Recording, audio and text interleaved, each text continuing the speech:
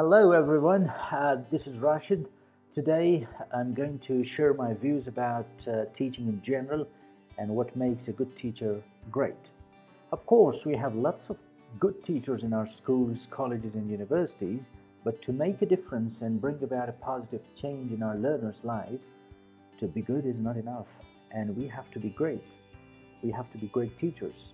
Now, to achieve greatness as a classroom teacher, the first and the most important thing is that we should have a positive attitude towards teaching.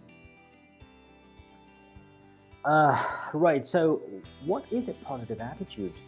A positive attitude is the way you approach your classroom. It's the way you approach your students, the teaching material, the way you greet your students in the morning. It's how you start and finish your lessons. It's how you leave your classroom with a sense of fulfillment among the students. It's all about your positive body language, how you behave in your class, how you respond to your students' questions. It's about your gestures, your facial expressions, whether they're friendly or threatening. It's about using humor and telling jokes to kill boredom in classroom. If you have a positive attitude, your students will be responding to you, and there won't be an element of fear or threat in your classroom. They will listen to you and they will value your words, your feedback. All this will contribute to creating synergy among the students, and they will be more open to learning. That will also help you develop good rapport with them, as you will create an environment of trust and interdependence. This will show how passionate you are about your teaching. This will also indicate how much you care about your students and their learning. If you have this positive attitude, that will lead to inspire, motivate, and encourage your learners. And when you inspire them, they will be ready to take responsibility for their own learning. Right, so as you create a conducive learning environment in the classroom, you can put your students in pairs, groups, and teams to complete a task. Great teachers develop learners' curiosity about different topics. They create a competitive environment that generates energy in classroom and involves learners in meaningful activities. When students share their learning experiences with each other, they develop their study skills such as self-learning and group learning. Well, great teachers make groups of weaker and stronger learners and give everyone a chance to participate in various activities and learn from each other.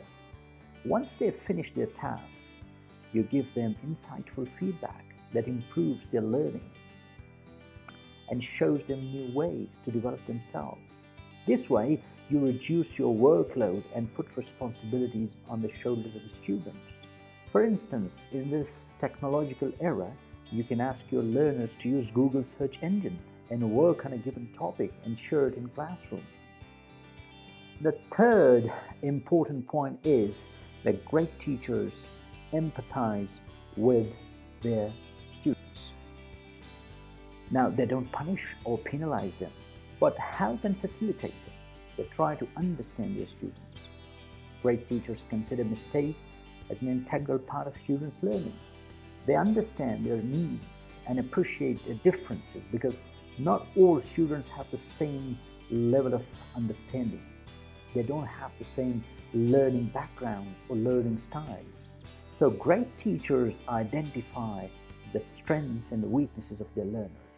They sit with weaker students and talk to them in person, listen to them, and let them think about their weaknesses. Great teachers help students devise strategies to overcome their weaknesses. In short, they don't teach but work as mentors and coaches. They make things easy for their learners by helping them identify resources. As Will Durant calls it, the humanization of knowledge. And great teachers are there to work on how to make the comprehension of complex ideas easy for their students. Great teachers give students directions. They show them how to find solutions to problems. The fourth key habit of great teachers is that they don't stop learning. Well, a great teacher is a good learner who continues to learn and develop, both in a formal and informal way. No doubt that a teacher or a great teacher is a resourceful person and he knows about his subject, and probably more than that. He reads different books and articles about different things and shares ideas with their students, peers, and friends. Great teachers make use of online resources such as YouTube, Eric, and a number of other databases. They write blogs, they write journal articles, they write their diaries, and they share these things with their colleagues, with their students. Since they have a positive attitude towards teaching and learning, they never complain about the lack of resources. Rather, they come up with an out-of-the-box solution and make their own teaching and learning an enjoyable experience. Great teachers work in professional learning communities or communities of practice and share ideas and their teaching experiences and knowledge with other professionals in the field. Of course, interaction with other professionals becomes a source of learning for them. Great teachers are reflective practitioners. They evaluate their teaching practices. They think about classroom management. They consider students' learning progress and their own learning at the same time. And they have one goal, and that is to improve their teaching and develop their learners. It's important to reflect on your teaching practices. It should be a regular practice of a great teacher. At the end of a lesson or a lecture, you should see what went wrong and what worked really well for you and your students. And how will you do it differently next time? Great teachers reflect and connect today's lesson to the lesson they are going to give tomorrow.